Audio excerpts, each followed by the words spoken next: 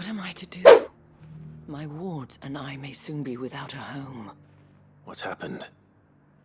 The High Cardinal has descended from his lofty throne and taken up residence here in Northreach. The High Cardinal?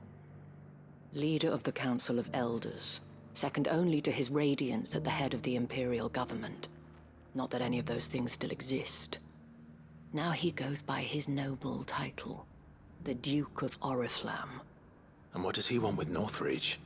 He wants to transform it into a military stronghold, a foundation upon which to build a new Sambrec. He's already secured the support of the various army remnants, with promises that they shall be afforded the respect they deserve in his empire. One built on the confiscated property of the people. He would rob the populace to pay for it. Believe me, I have used every means of persuasion to discourage him from this folly. But for whatever reason, he will not listen to me. What does Captain Philippe make of this? When the town was under attack, it was him the soldiers rallied around.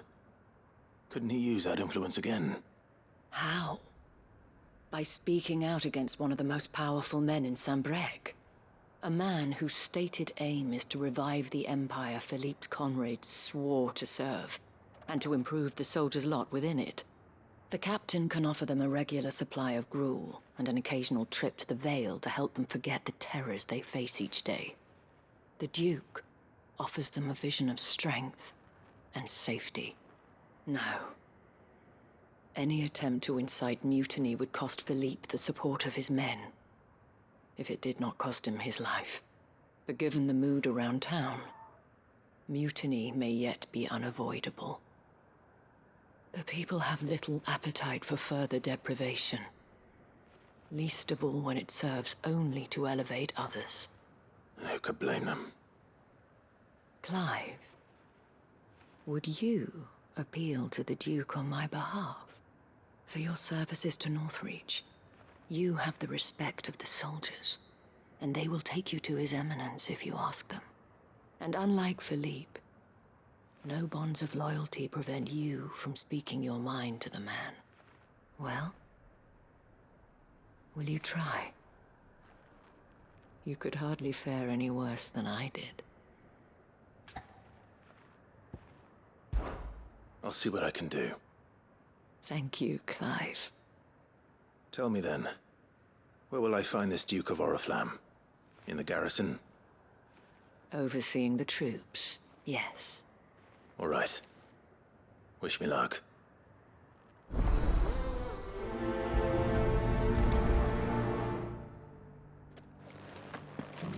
I may have met this Duke before, at the Remembrance Ceremony.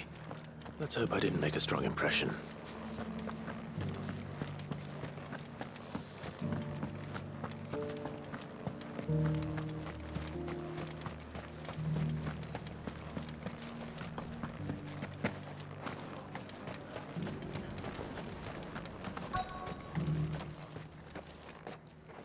Halt!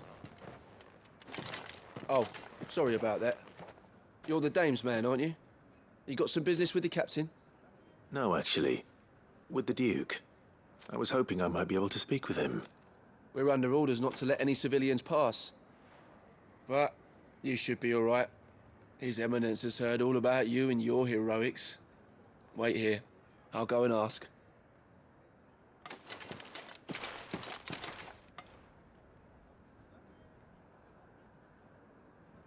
So, you are the sellsword who lent his aid to the garrison. The Empire owes you a debt, and I shall see it repaid. But tell me, is it wealth that you seek, or favor? Neither, Your Eminence. I thought only to inquire about your plan to turn Northreach into a stronghold. Ah, I see. You are worried the expanded garrison will render your services redundant. Yet you needn't be. A proud fighting man like yourself shall always have a place here. Pride of place, in fact. For too long has the contribution of the noble soldier been under-reckoned. But no more. For it is they who shall see the Holy Empire rebuilt, beginning right here in Northreach. Why here, Your Eminence?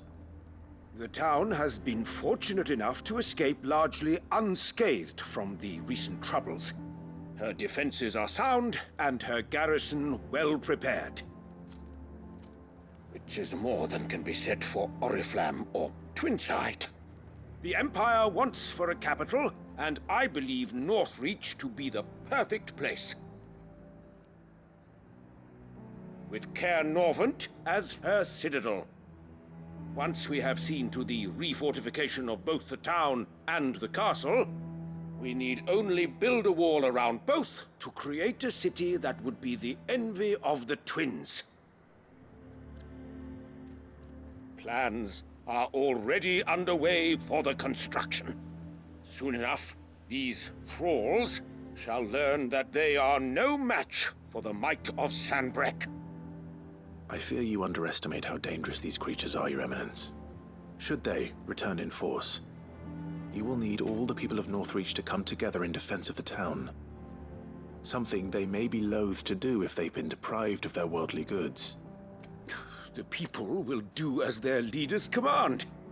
If Sanbreque is to be rebuilt, she will require a functioning government. One whose authority is beyond question. That is why this levy is necessary. So that any man who wishes to join the army might do so and be fed, outfitted, and paid as befits a defender of the Empire. And yet there are those who persist in peddling the treasonous lie that I seek to steal from the people and drive them from their homes. I suspect they're afraid of losing what little they have left. Precisely. The common folk have little and less, and you mean to deprive them of even that. You would sow the seeds of your new empire in your own salted earth. Sabine, we have discussed this. Yes, and I told you then how putting the empire before her citizens would lead only to revolt. Without an empire, there are no citizens. And in yours, there will be only beggars.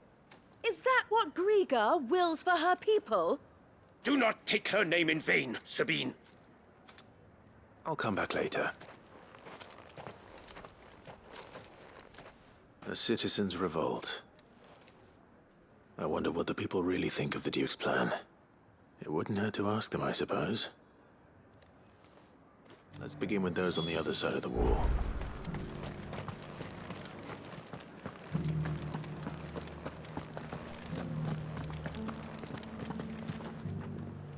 All right there. What is it you're after, sir? Just your opinion, actually. I wondered what you thought of the Duke of Oriflamme. Oh, him. Not much. None of us traders do. It's thanks to nobles like him that we had to set up shop this side of the wall in the first place. Couldn't have the rabble getting any closer to the holy capital, could they? And now he's trying to drive us out completely, threatening to take everything we got from us if we don't clear off. If the dame said she wanted him run out of town, I'd be straight through that checkpoint, tar bucket in hand.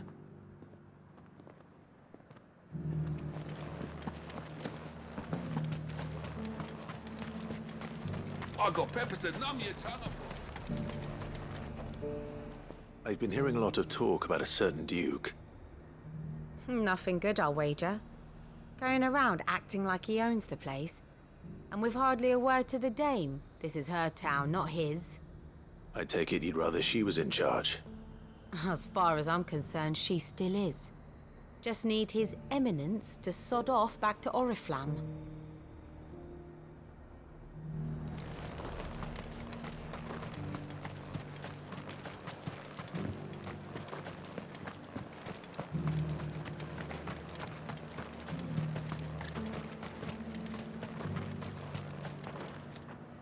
A question, if you don't mind. What do you think of the Duke of Oriflamme? Don't get me started. You build a life for yourself somewhere, only for some noble to turn up and tell you got to hand it all over to him. If he thinks his name and his chains give him the right to empty our purses, he's in for a rude awakening. We'll do whatever it takes to keep what's ours. Whatever it takes. Well, the people seem united enough. What about the soldiers? Excuse me, do you have a moment? I wondered if you'd mind sharing your thoughts on the Duke of Oriflamme. Well, he's made a lot of enemies coming in the way he did. But I mean, look around us. You can see the state the realm's in. The traders might not like having the screws put on them, but if they volunteered a few more of their hard-earned gil before things got bad, maybe they wouldn't have to. I think the Duke's got a point when he says rebuilding the Empire's the best way of making sure we're all protected. And if that means people who don't know one end of a sword from another have to make way for those who do, well, that's just how it goes.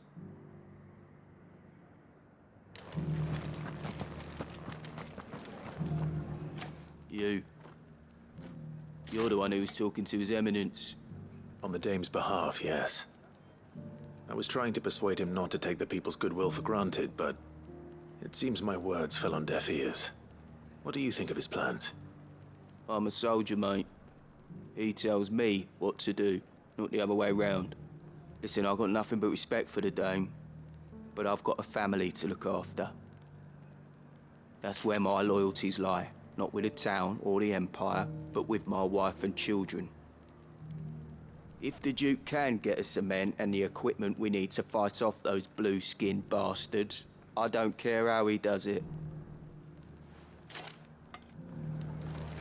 I left everything. As long as you remain, the veil will see to your needs.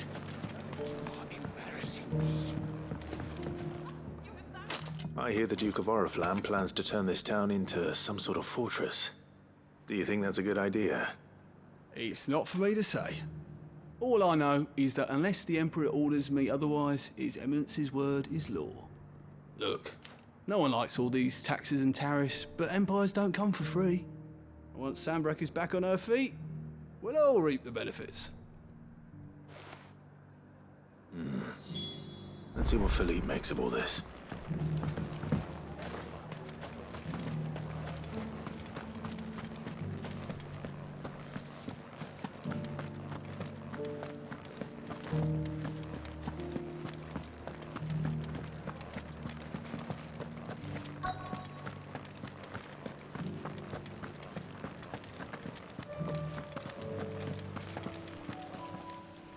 Captain, do you have a moment?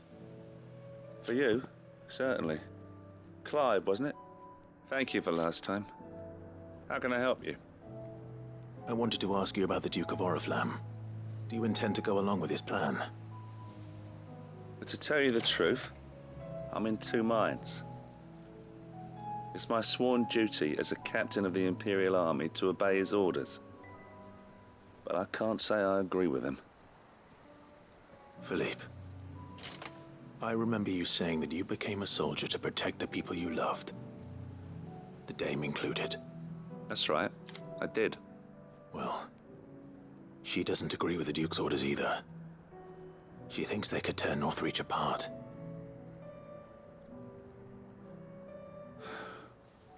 And she's probably right. Thank you, Clive. I know what I need to do now. Protecting the people I love is what matters. Doesn't matter how. Well, duty calls, so I better go. Thanks again.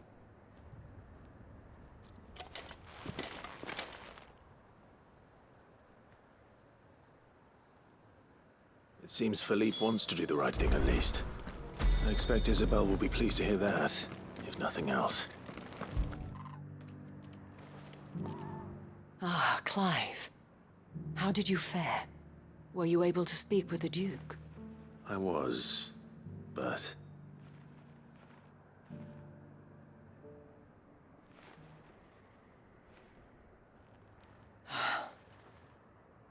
So Northreach is to be a fortress after all. Well, it will certainly help to hold back the thralls. There's no denying that. Though I doubt it will come as much consolation to the townspeople whose worldly goods are confiscated to pay for it. They deserve to be heard, Clive. To have a say in this new empire the Duke means to build. Sadly, His Eminence values their obedience more than their opinions. and hopes to reassert the authority of the state. I fear he sees the people as mere pawns on his chessboard to be sacrificed for the greater good. Needless to say, they themselves are of a different opinion, and would rather their destinies were in your hands. The soldiers, meanwhile, are content to follow their orders. And not just because of the Duke's rank, but because of his vision. I thought as much. Had I sworn to protect Sanbreque, I dare say I too would want nothing more than to see it rise from the ashes. Thank you for trying. But the battle is lost. I don't know about that. What happened to your uniform? I handed it in, along with my resignation. Told the lads I wished them well, but that I owe it to those I love to call it a day. But why? Because I realize what really matters to me. Not following some nobleman's orders for the sake of it, but protecting what I care about. Protecting Northreach. I honestly don't know when those monsters will return, but I'm certain they're not finished with us yet. And when they do come back, we need to be ready for them. We need to stand together, all of us. And with you to lead us, milady, I reckon we can do it. It was you who finally convinced me, Clive.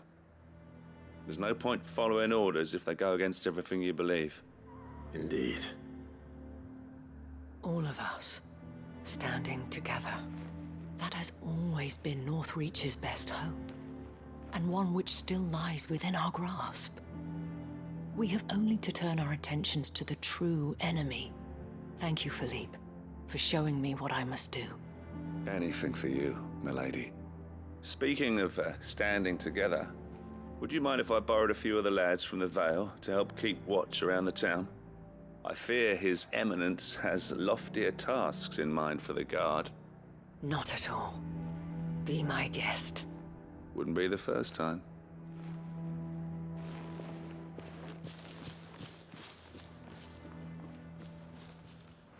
There may be hope for Northreach yet.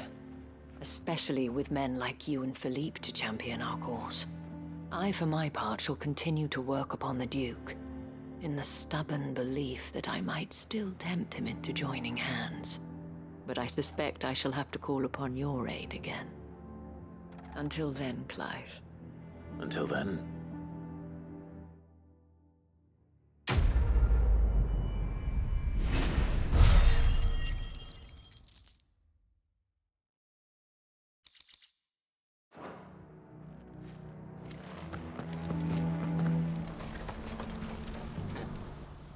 Clive, you'll be pleased to know that the negotiations are progressing well. That is good news. Yes. Our comrade in Randala has just sent word that the contract should be signed very soon. But I still have much and more to prepare. It's a huge undertaking moving this many bearers at once. You couldn't do me a quick favor, could you? What is it this time? More wild beasts? Nothing like that. I just need you to go over to the caravans and ask El how long we have until the bearers arrive. Find out exactly how much faster I need to get all these supplies moved. All right. I'll go and ask. Thanks, Clive. I owe you one.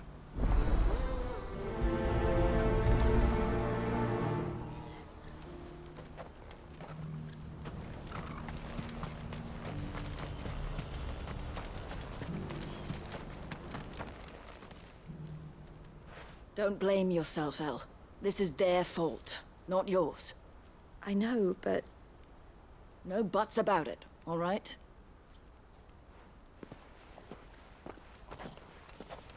Is something wrong? Vonnie came to give me a message from our intermediary. The talks with the Republican army have fallen through. They've reached an agreement with the Silver Peak Consortium instead. Though prices have fallen of late, we deliberately offered above the going rate to try and deter other bidders. But the Consortium offered double what we did, and the army jumped at the chance. And you had no opportunity to make a counteroffer? None at all. And we were so close. El? What's happened? I saw Vonnie leaving. She didn't look happy. And with good reason.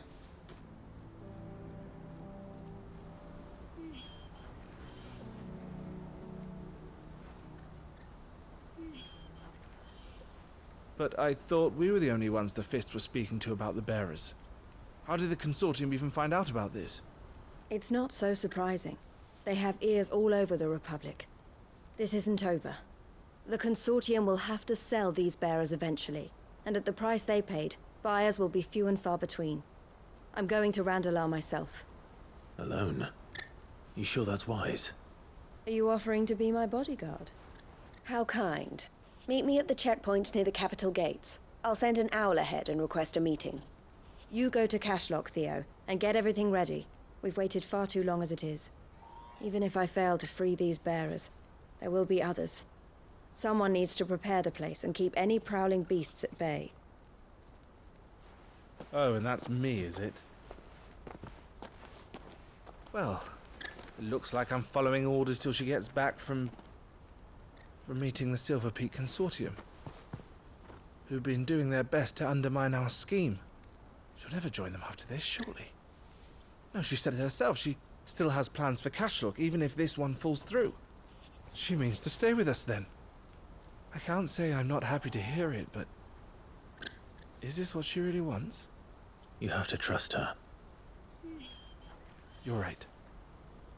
It's what she wants now. And if Elle's off fighting for the cause, I should do my part too. So I bid you farewell and safe travels, my friend. I'll gather my men and leave for Cashlock. We'll make sure the place is well stocked and defended.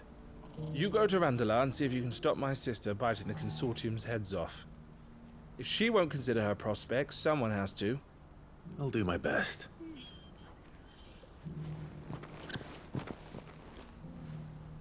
All right. To Randalar, then. I'd better not keep Eloise waiting.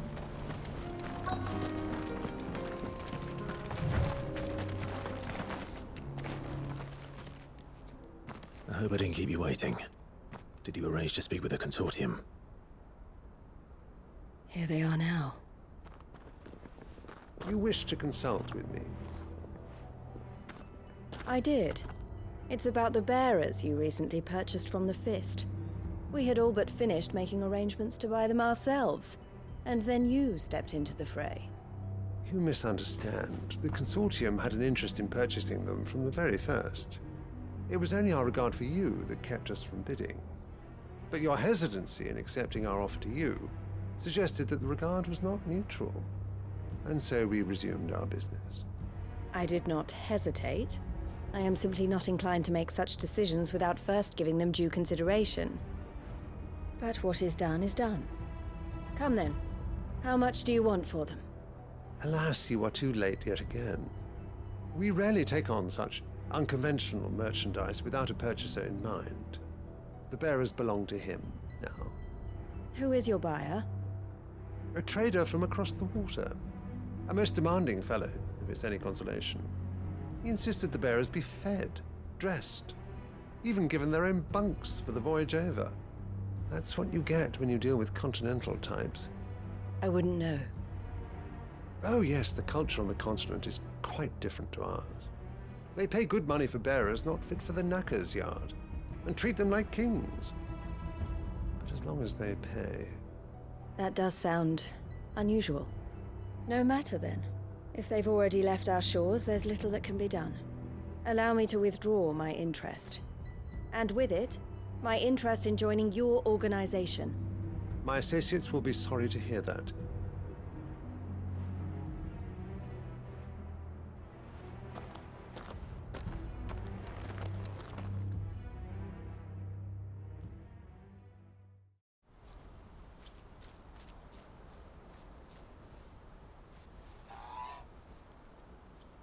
I'm sorry you weren't able to save them. As am I. But I only have myself to blame. He was right, you see. The Silver Peak Consortium did intend to buy those bearers before I did. Their representative hinted at a possible purchase when he came to recruit me. I feigned interest in joining them in the hope he might be encouraged to tell me more, and he did just that. As soon as he left, I sent my own offer to Randalar. So you never... No. I entertained the Consortium's proposal solely so I could learn more about those bearers. But I was a fool to think they wouldn't find out. I knew exactly who I was dealing with.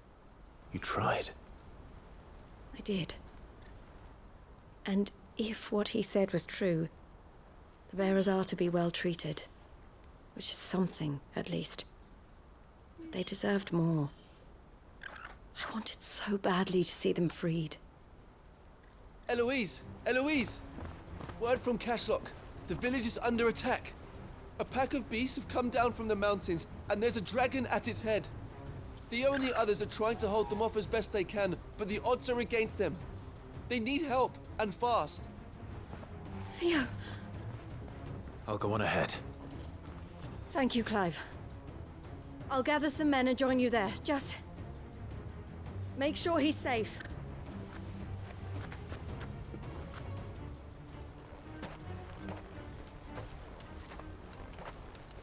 Hold on, Theo. I'm coming.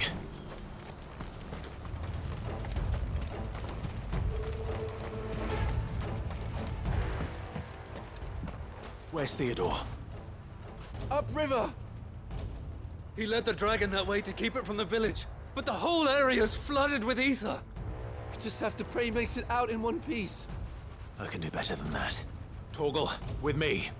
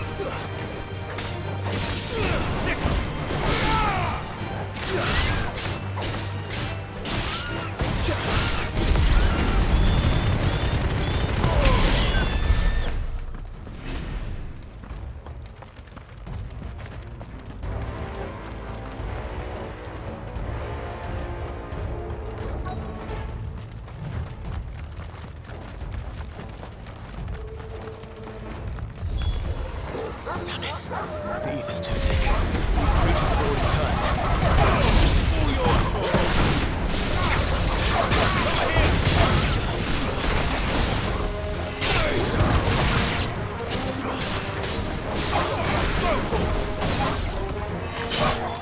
here!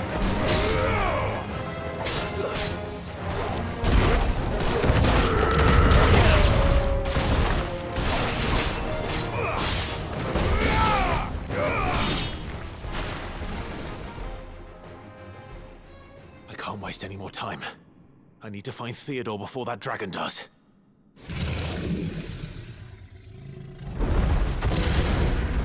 Looks like it's found me. This thing's turned as well. This isn't going to be easy.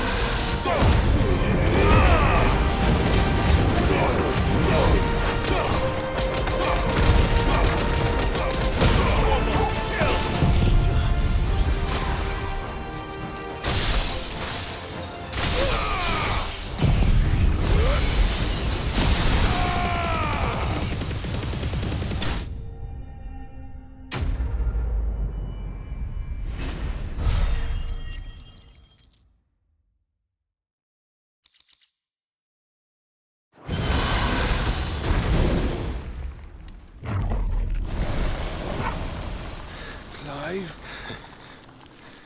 Theodore, you had me worried for...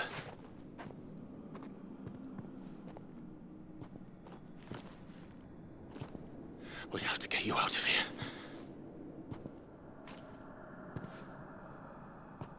I think it might be a little too late for that. Bearer or no, there's only so much ether a man can take, and that Drake just wouldn't let me leave.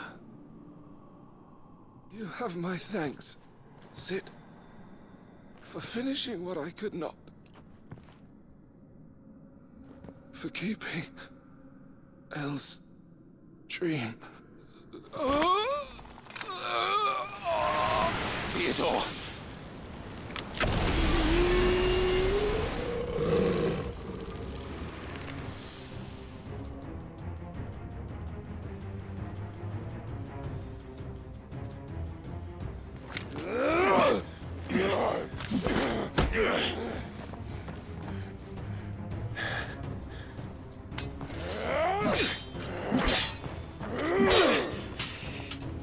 Don't make me do this. Stop it, Theo! Stop!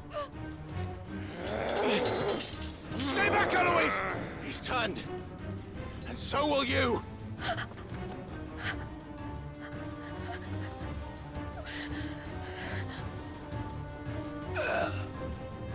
Elle. Theodore.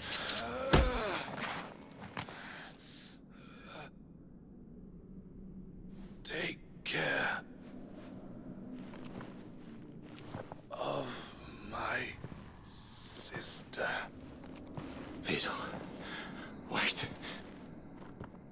Goodbye, Elle.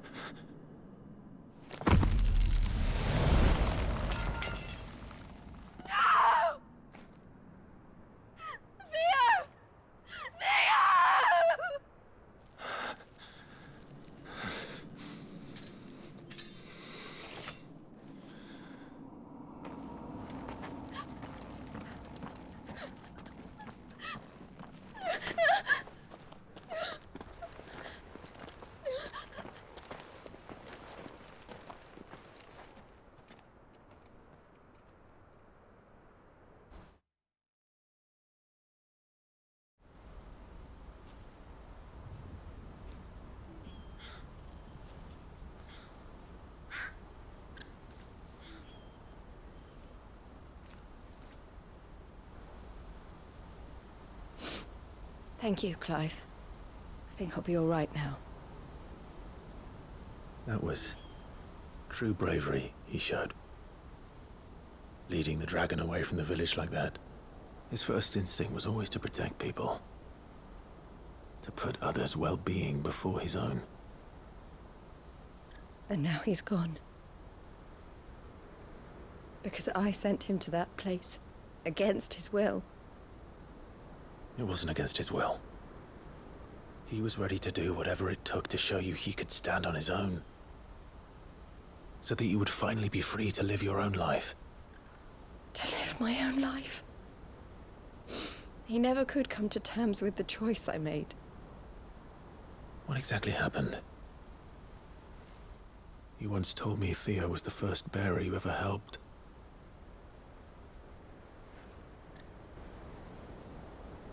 We grew up in Canva. We were born to one of the great trading houses. And I was chosen to inherit the family business. I had my father's head for figures, you see. Theo did not. While I studied the art of commerce, he played at soldiers instead. A late bloomer, in more ways than one. For unlike most bearers, it wasn't until his 15th summer that his powers awakened. My parents tried to drive him out of the house and into the care of the constables. But before they could, I took him into mine. Theo told me something else. He clearly admired your devotion to the cause of freeing others like him from slavery. But he said you deserved a better life than this. He wanted to free you from what he called your bonds, just as you freed him from his. I would be lying if I said I had not wondered from time to time how much easier my life might have been if I had allowed Theo to be taken and devoted myself to the family business instead.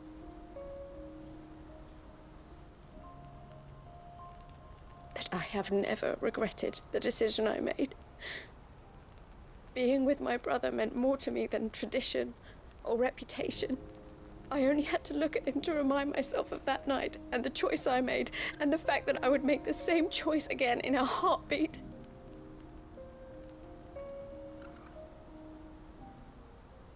He was never a burden. How could he even think that? If anything, I was the one who weighed him down. You weren't, Eloise. He said it himself, that he had always been grateful to you for saving him, and that he wanted to repay you by letting you live the life you were denied. Neither you nor Theo weighed each other down. You loved one another. You did whatever was necessary to continue living your lives together, and you always would have. You're right. All I ever wanted, all I ever did, it was so we could be together. Oh, Theo, why did you have to...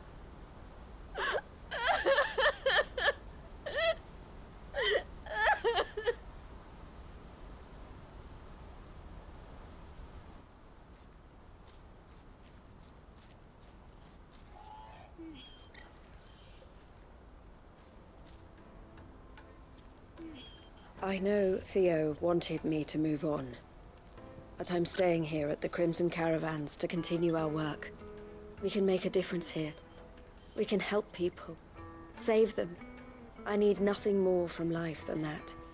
So I'll carry on doing what we do, ensuring that goods, people, bearers get where they need to be, bringing smiles to people's faces just like we always have, and to Theo's, wherever he is. This is the life I have chosen. The life I will always choose. I've made a choice of my own, to continue helping you however I can, whenever you need it. Thank you, Clive. Let's go on together then. For Theodore.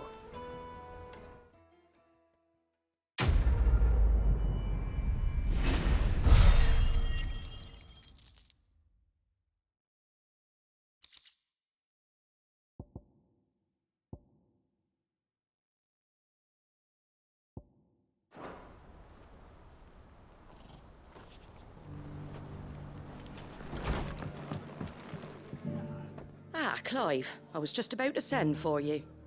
I'd like you to take something to Sir Wade up in Eastpool. Seeds for planting. Thought it was about time they started growing their own food. I'll keep providing them with whatever they need in the meantime, of course. But if Eastpool's going to survive, it's got to be able to fend for itself. As of those poor bearers. They've lived their whole lives in servitude, but now they're their own masters. Small wonder they ain't got the foggiest how to provide for themselves. So it's up to us to teach them. And if you're wondering why you, well, the wagoneers taking supplies up that way have been coming back with more and more reports of Akashic around the village of late. Sir Wade's putting a brave face on it, but I think even he's starting to worry. And if he's likely to share those concerns with anyone, it's you. All right. Thanks. Wouldn't ask if I didn't have to. There. That should be enough to keep him in Gazal Greens for a few years at least. Gazal Greens. Not the most mouth-watering crop, I'll admit. But they're hardy, they grow fast, and they fill a hole. Better that than something that'll wither away at first frost. And chocobos love 'em too, which is no small thing. When I say all of us need to pull together to get Eastpool back on its feet, I mean all of us. They ain't exactly succulent, but cook 'em right and they're just about bearable. I'll take your word for it. Anyway, Sir Wade'll know what to do with them. And if he don't, well, I'll go up there and show him myself. I'm sure you will.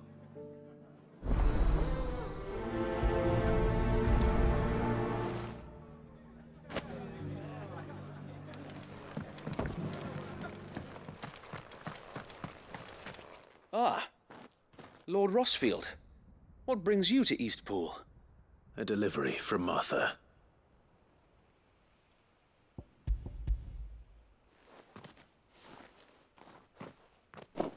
These are Gizal green seeds. Martha's keen to cut the apron strings, then, is she? I jest, of course. You see, I had thought we might be able to revive the old wheat fields, but they'd long since gone to seed. Only without the seeds. Martha was hoping you might be able to show the bearers how to plant and tend these, so that they'll be able to fend for themselves. That's not a bad idea.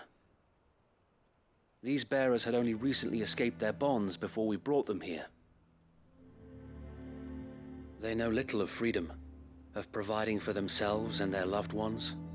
Unless we teach them how to live like free men, I fear that all we have achieved in bringing them here is to exchange one master for another. Not that myself and the Guardians have been the best example to them so far, subsisting almost entirely on Martha's charity as we do. It's about time we all started to provide for ourselves, bearers and Guardians alike. Unfortunately, we've been a little too busy of late to focus on much besides bolstering our defenses. There have been alarming reports of... The Horde is closing in. They're coming, Sir Wade, all of them. Damn it all, I thought we'd have more time. Gather the men in the square. Send to the rest for reinforcements. Yes, Sir Wade. The Horde. A Kashek, a veritable legion of them. They've been seen prowling around the northern reaches for a while now. We don't have the numbers to hold back a swarm that size. I had hoped to build a perimeter wall so that myself and the Guardians might be able to defend the village, but... Now you're out of time. Precisely. If reinforcements from the rest arrive before they do, we may just scrape through, but I fear that's rather an enormous if. What if you could call on reinforcements from Eastpool? You mean the bearers? We brought them here so they might live, not die fighting for their lives. So wait. You said you lack men to defend the village. Are the bearers not men? Do they not wish to see Eastpool saved? Though they may not be trained soldiers like your Guardians. What help they are able to offer could still prove the difference between victory and defeat. You're right, my lord. I will appeal to them.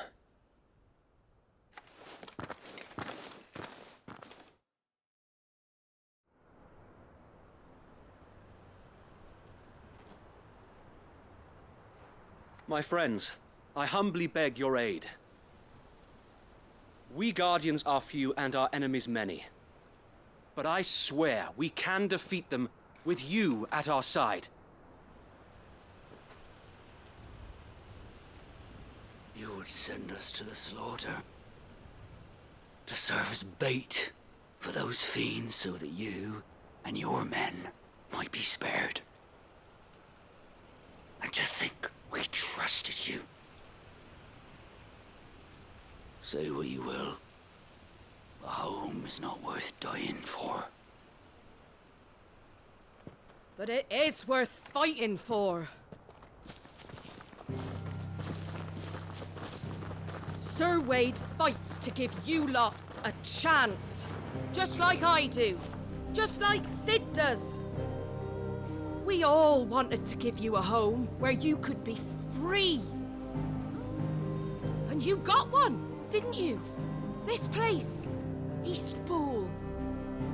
This is your village. Your home.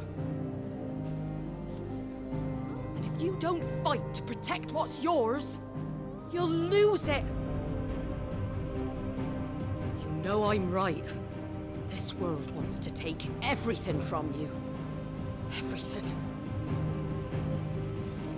Your homes, your freedom, your very lives. So then, are you going to stand by and let that happen to you?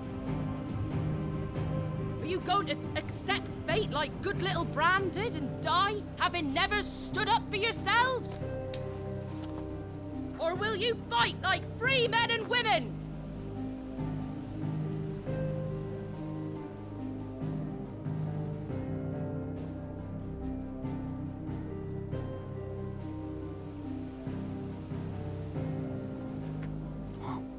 What are you doing? All right.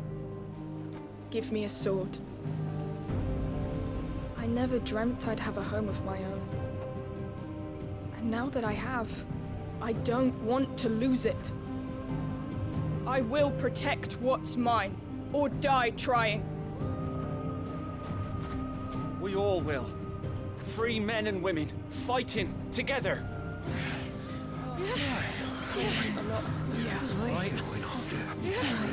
For Eastpool! For Eastpool!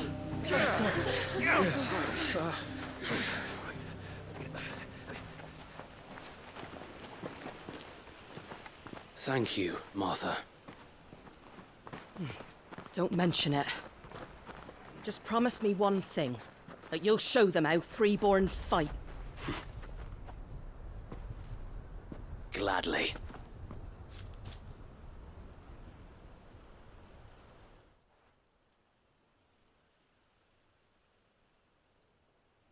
Well, if it was numbers you were lacking, you certainly won't be now.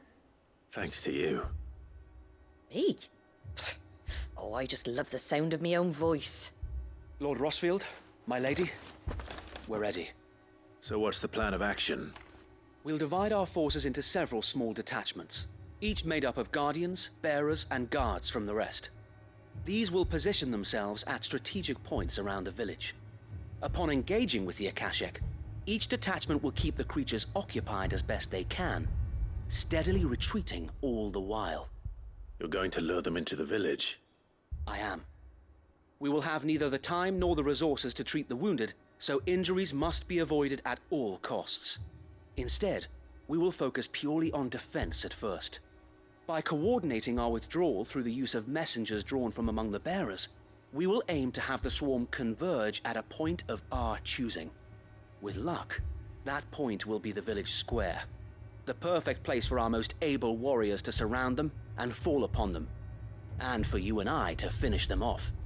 A sound plan, but one that'll require a leader with a cool head and strong nerves to coordinate the retreat. I'd say you have both in abundance, Sir Wade, but you'll be needed. Please, leave the last of the fighting to me. Ha! And let you have all the glory. Sir Wade! They're here! Then you know what you must do. We work together, everyone playing their part, each shielding the other that no man might fall, that Eastpool might live on. For Rosaria! For Rosaria! We've no time to argue, my lord. I'll do as you ask. And I will do as you ask. Suppose we'd better do our bit too then, eh? Right you are, Martha.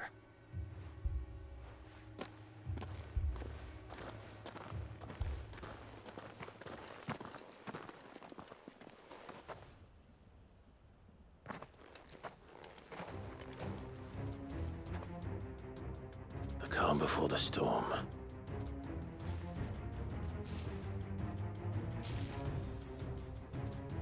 And here it comes. I will not let this village fall.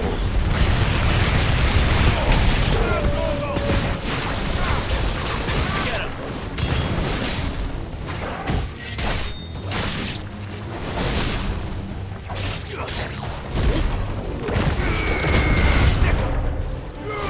This one.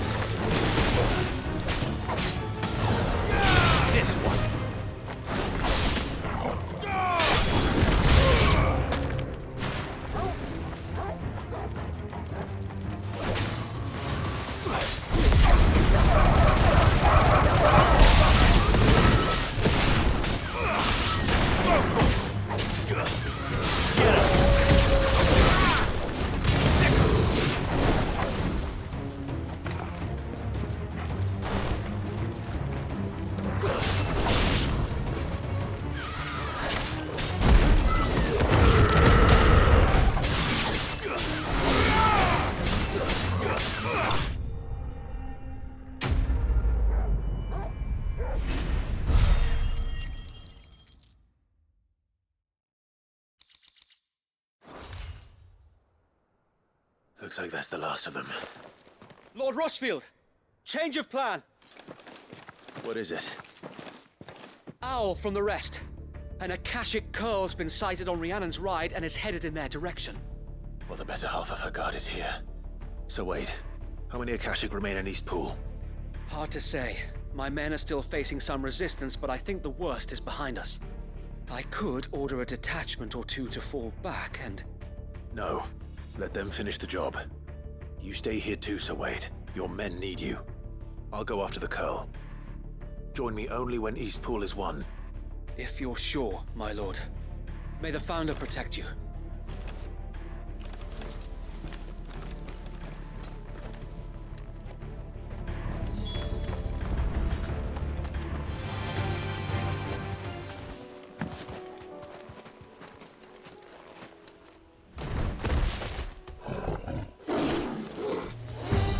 There it is. With me, Torgal.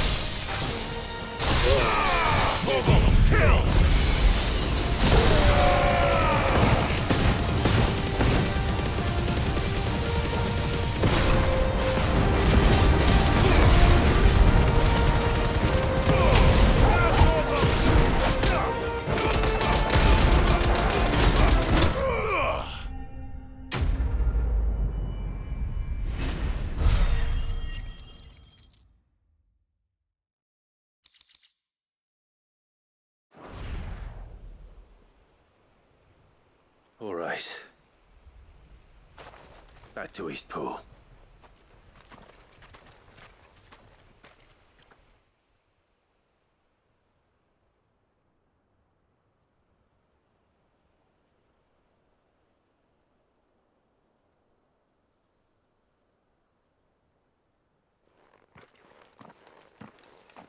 Lord Rossfield, the Curl, is it? It's dead. Thank the Founder for that. And for you, my lord. We were able to eradicate the rest of the Horde. I have guardians posted around the village to keep watch for further attacks, but all seems quiet for now. I hesitate to say it, but I think it might be over. I think it might.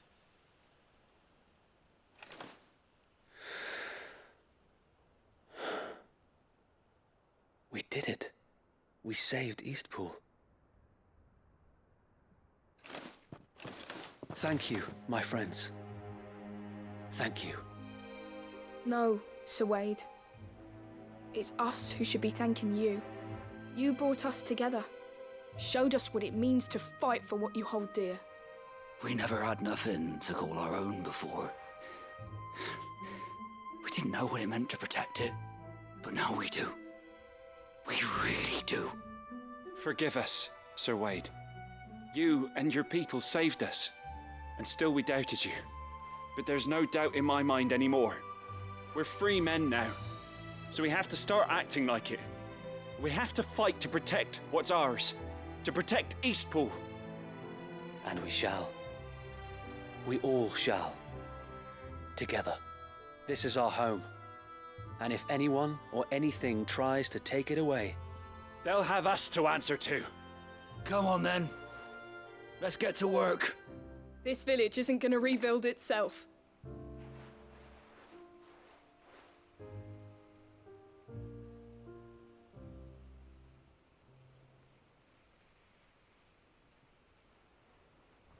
They're not slaves anymore. No. They're Rosarians. Your father took pity on the bearer's plight, and I believe if he was still with us today, this is what he would have wanted. I believe you might be right. I shall remain here, my lord, and do what I can to help rebuild the village. After all, this is my home now too. And I could hardly call myself an Eastpoolian if I didn't pull my weight. I think you'll find it's East Pudlian, Sir Wade. But you should be proud all the same. I'll have to pull my weight too. Can't have the rest getting outclassed. Speaking of which, I ought to be getting back. Can we continue to count on your support, Martha? Of course, and I'd be counting on yours too. Us Rosarians have got to stick together, haven't we? Indeed we have. And Clive, come by the Golden Stables when you get the chance. I ain't paid you for delivering them seeds yet. All right. I will.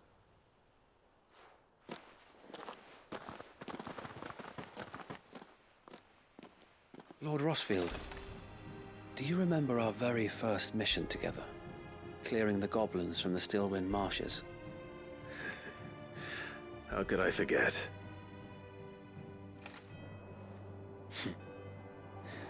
There's one sight that I shall never forget. You, facing off against that giant Morble. Not a trace of fear on your face. Since that day, there have been more than a few times when I felt like giving up. When the odds seemed so stacked in the enemy's favor, I thought I may as well just lay down my sword and surrender. But every time I would think back to the look in your eyes that day and remember what it means to be a shield. Know that whatever trials Eastpool may face, I shall never lose courage. Thanks to you. So Wade, you have always been a true shield. I know that Eastpool, and indeed all of Rosaria, will be safe in your hands. Thank you, my lord. I know the rest of the world will be safe in yours. I'll do my best.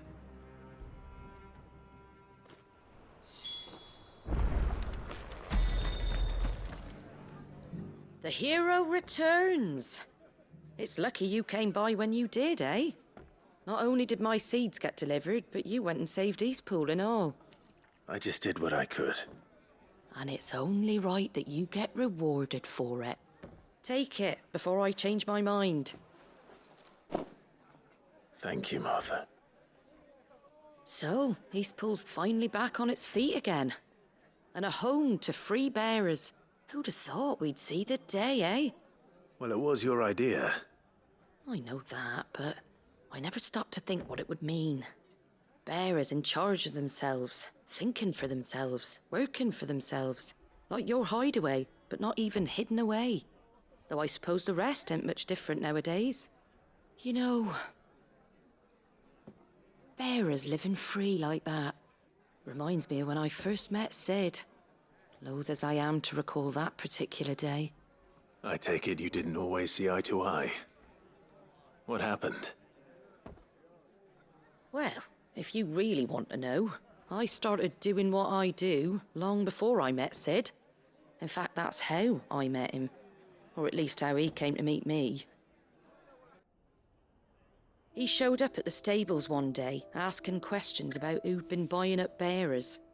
Founder knows what he thought I was doing with them. Running a hunt, poking around in their innards. Something awful anyway. Me, I thought he was a new constable. Thought the game was up. But somehow we both managed to work out what each other was about. And before I knew it, the cheeky arse was rattling on at me about how I was doing it all wrong. After all my hard work. Told me I was giving them relief, but not freedom. That my bearers were still dying as slaves. Got right under my skin, it did. Told him if he didn't like it, he could bugger off and report me to the garrison. And do you know what he did? He smiled. And then he laughed. And then I did the same. We made a pact that day, that whenever one of us was in need, the other would always be there for him. And you were? Well, we both wanted the same thing. To make life better for bearers. Just like your dad. Do you know I was born right around the time Elwyn became Archduke? Growing up, I saw how he tried to change things. He certainly didn't lack for ambition, that one. Indeed. But the loftier one's ambitions, the harder they are to achieve. Which is why those of us who follow in their footsteps need to finish what people like Sid and my father started. Suppose you're right, aye. And if we don't manage it, there's always them who come after us. Good thing we've got a few half-decent sorts waiting in the wings, eh? It's almost enough to give you a little bit of hope. Just a little. Anyway, enough nattering. Better get back to work. Let's see about making everyone some dinner, shall we? The least the folks who saved Eastpool deserve is a hot meal. And you and me ain't gonna save the world on an empty stomach neither. That sounds like a wonderful idea.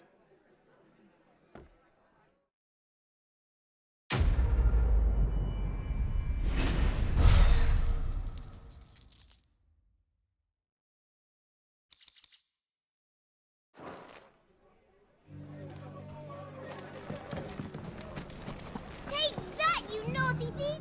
Clive! To what do I owe the pleasure?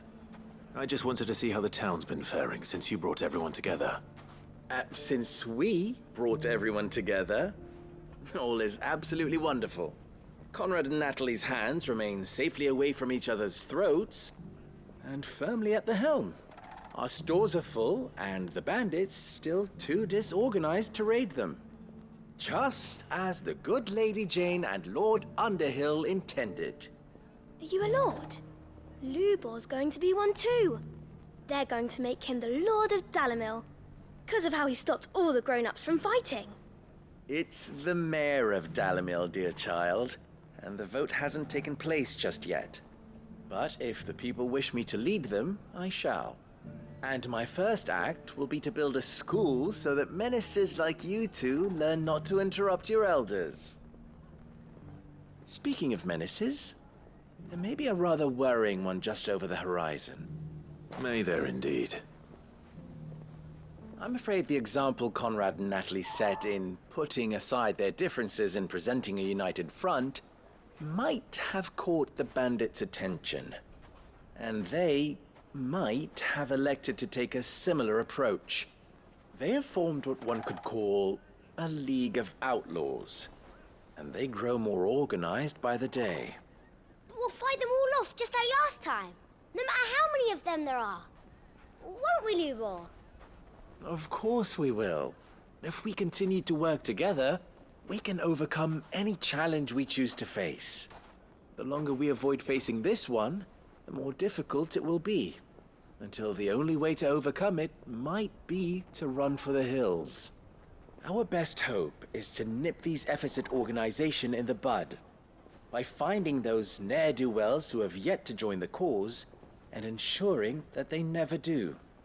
Perhaps a certain Lord Underhill might be willing to lend us his aid once more? How could I refuse? Thank you, my lord. Victor will fill you in on the particulars. I have him stationed by the desert gate, receiving and collating reports from my scouts. Such an amenable soul. He reminds me of you. I'll go and speak with him.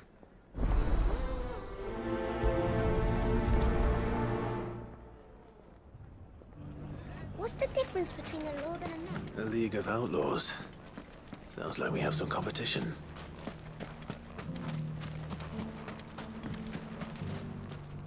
Still in Dalimil, Victor? Ah, Sid. I thought you'd have returned to Cosnis by now. I did. Then I came back. I've developed something of a fondness for the place. And having worked so hard to see it saved from one fate, it would seem remiss to abandon it to another. A sentiment Master Lubor certainly isn't shy about exploiting. Hence my doing his bidding yet again. You're not the only one. What does he want you to do? He asked for my aid in putting down the bandits. And he said that you might be able to help me find them. Then you've come at just the right time. I was on my way to speak with Conrad about how to organize our forces. There are more camps in the vicinity than we can safely strike at once. But we must strike together, and we must strike soon at as many camps as we can. We can't give this league of theirs time to rally its forces. All right. Which camp shall I take? There's one upriver. Just out there, across the dunes. Leave it with me.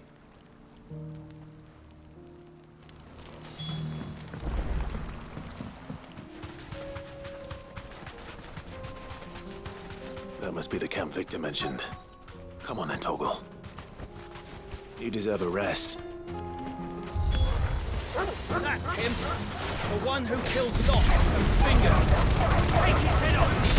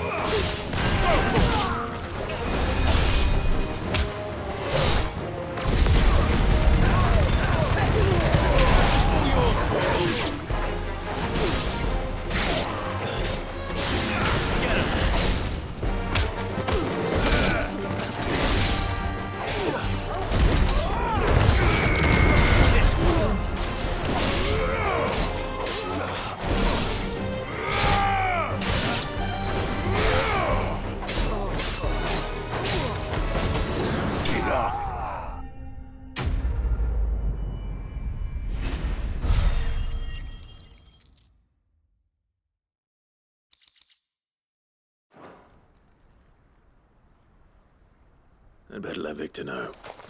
Sid, where are you? Ah, I see the bandits didn't pose you any trouble. No, but that's not why you're here, is it? No. Something's happened. We need you back in Dalimil. What is it? The whole town's in uproar. They're saying that Lubor is a bearer. What? Seems that one of our parties wasn't as thorough as they should have been. They let one of the bandits escape, and his escape route took him right through Dalimil. Some of the children spotted him, and he was about to silence them.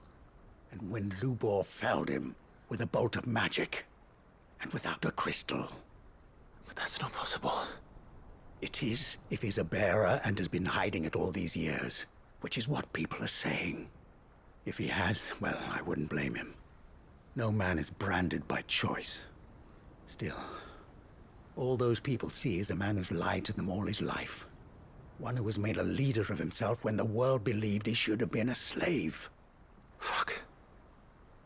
I don't know where we go from here, but I know one thing. Lubor needs all the friends he can get right now. You're right.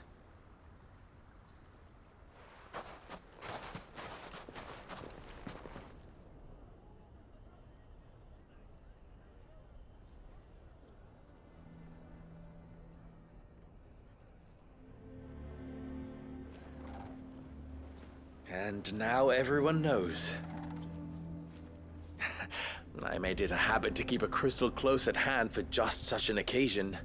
And when that occasion arose, I forgot to reach for it. Well, it was bound to come out sooner or later. We're sorry, Lubor. We tried to keep running. But we just couldn't anymore. There's nothing to be sorry for. I rather enjoyed playing the hero for once. All that matters to me is that you two are safe. Look at him talking to his betters like it's nothing. All lies, I'll wager. Just like the ones he fed us all these years. Once people make up their minds, it's hard to change them. We need to do something, and quickly. Convince the people not to let their prejudices blind them.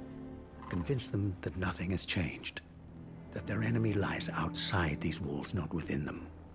You're right. We should speak to everyone. I'm glad you agree. I'll handle the townsfolk. I'm a Dalmec born and bred. They listen to me. You head to the tavern. Make Conrad and Natalie remember who Lubor really is. They know that Lubor and I are friends. I might not make for the most impartial of interlocutors. Lord Underhill of Randalar's League of Merchants, however, is a trusted and impartial mediator of note. I'll do what I can.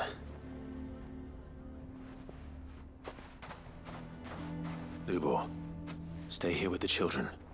I can't promise anything, but we'll try. And that is all I can ask of you.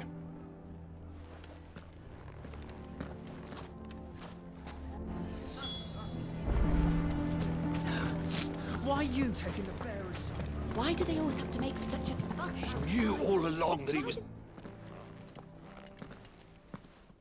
Forgive me for disturbing you, but could I have a moment of your time?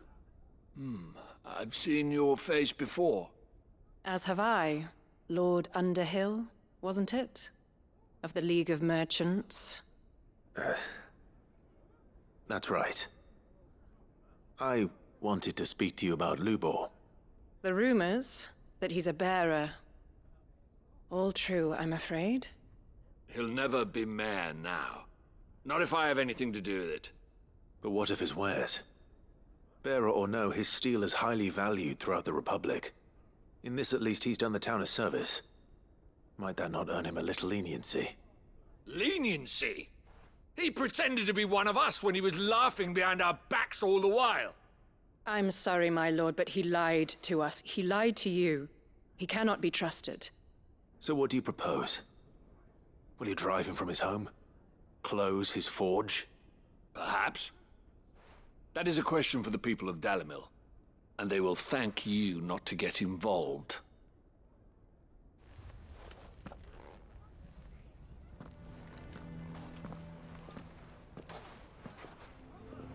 The townsfolk have made their minds up. There was nothing I could do. Nor I. Conrad and Natalie refused to consider anything but their own wounded pride. You never know. Once their anger is cooled, they might see things differently. For now, we should report back to Lubor. All right.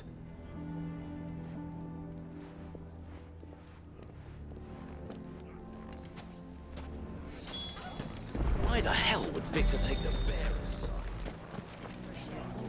I assume the situation is hopeless? There's still hope. But...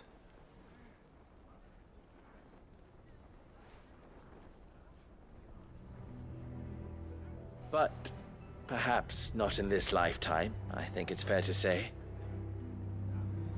You mustn't think like that, Lubor. Give them time. They'll come around. We'll talk some sense into them in the end, you'll see.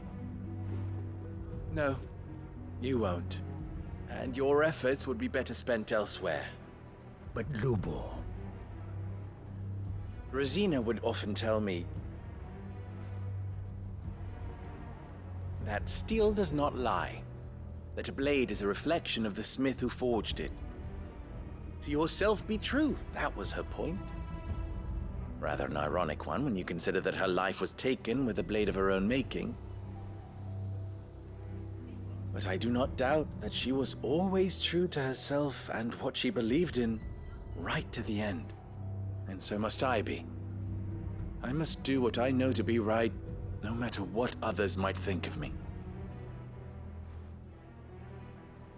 And now, I know what that is. I must embrace my new role of villain so that the people of Dalimil have something to unite against. For only united can they hope to stand against the threat that awaits them. I'll need to make a suitably dramatic exit, of course. Don't go, Lubor. You're the only one who was ever kind to us. We'll be all alone. Again. Trust me, little ones, it is for the best that I go. Not only for the town, but for you, too. How could it possibly be for the best? These children need you. The least you can do is give the townspeople a chance to change their minds. They would not take it, Victor. It's over. Over, you say? And so just like that, you're going to throw this town and these children to the wolves? I thought you were better than this. But it seems you had me fooled as well.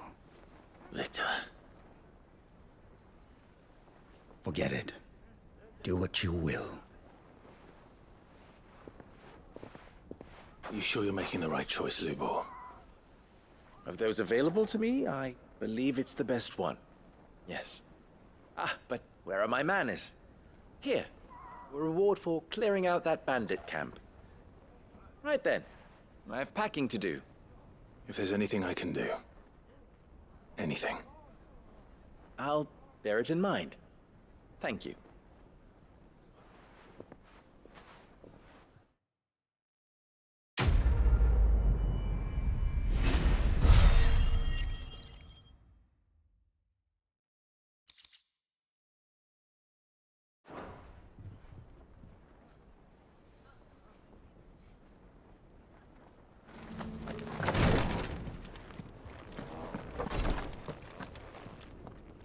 Lord Rosfield, is there aught the Undying might assist you with this day?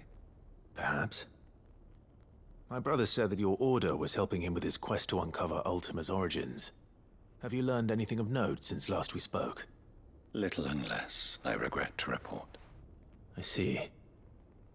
Be assured, however, that we will not rest until the truth is known.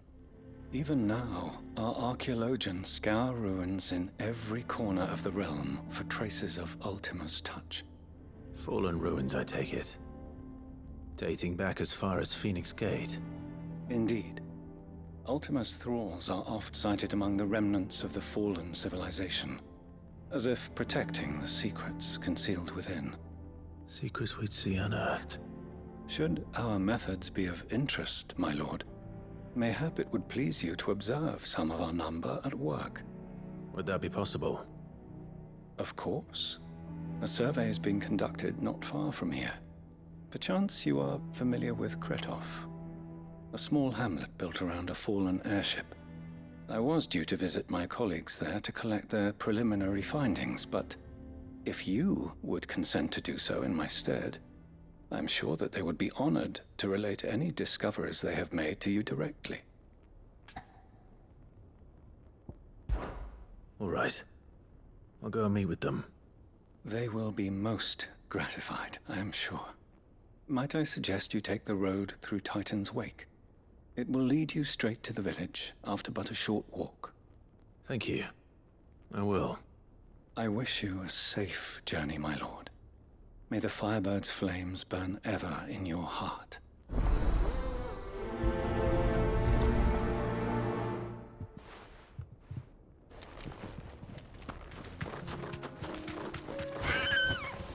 Be safe.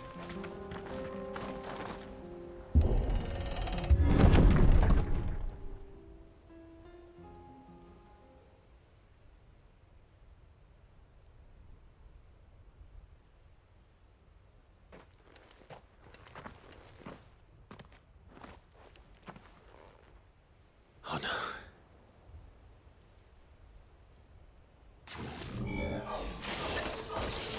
You'll pay for this. I still be survivors.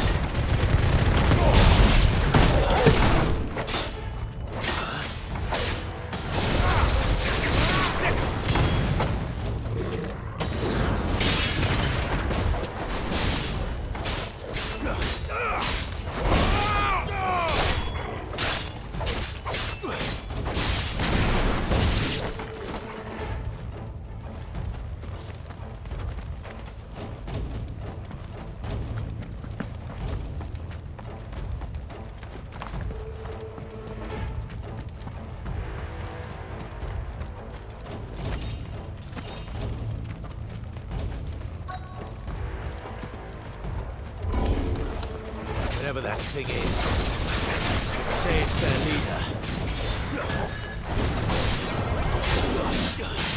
Get him!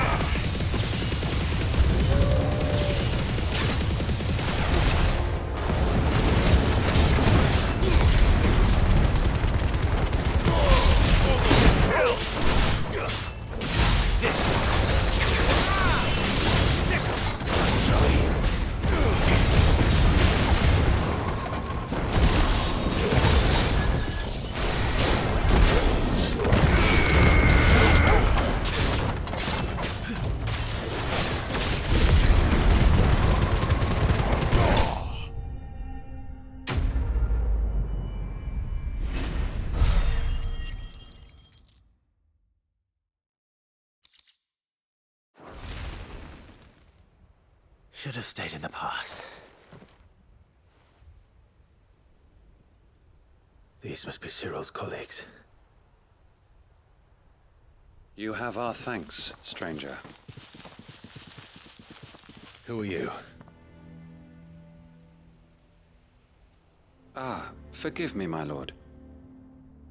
I did not recognize you. You are Lord Rosfield, are you not? We are archaeologians, tasked with surveying this site. When the echoes appeared, our brothers here occupied their attentions.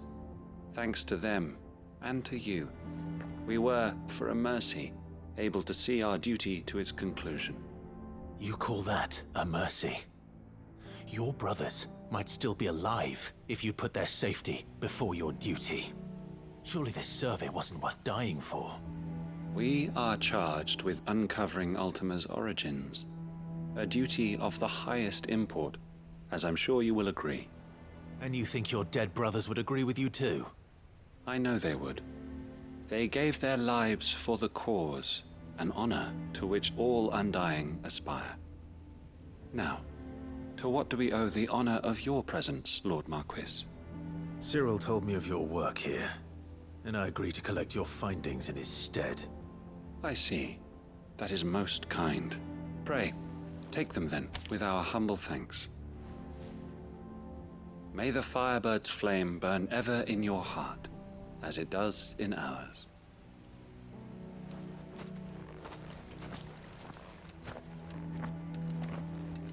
It's one thing to lay down your life for another, but for a survey... I suppose I'd better get this back to Cyril. Ah, you are returned, my lord. I collected your colleagues' preliminary findings. Here, take them.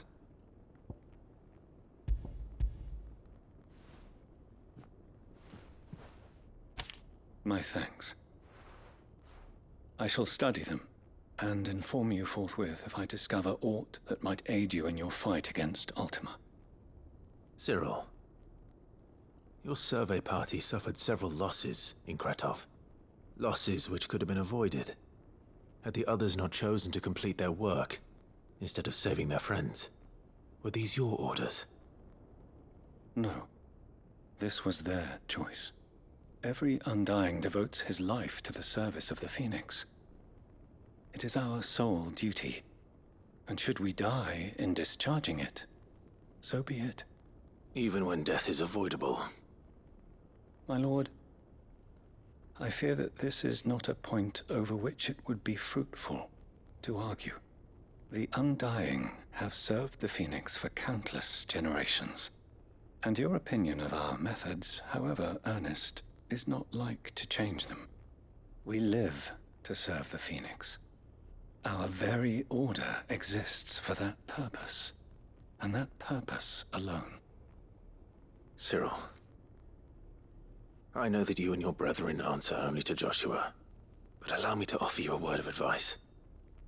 It does not further the cause of the Phoenix to have his loyal followers surrender their lives without good reason. Provide your survey parties with an escort, that they might live to do their duty for years to come. Think not only of how you can serve the Phoenix, but how Joshua would want you to serve him. Please. For all our sakes. I thank you for your advice, my lord. If you will permit me to respond, our faith in his grace, Joshua Rosfield, is absolute. And we of the Undying will do what we believe is right to fulfill our duty unto him. As first shield to the Phoenix, I am sure you understand what it means to do one's duty. I do. Then we are of the same mind. And it is my hope that we may continue to do our duty together.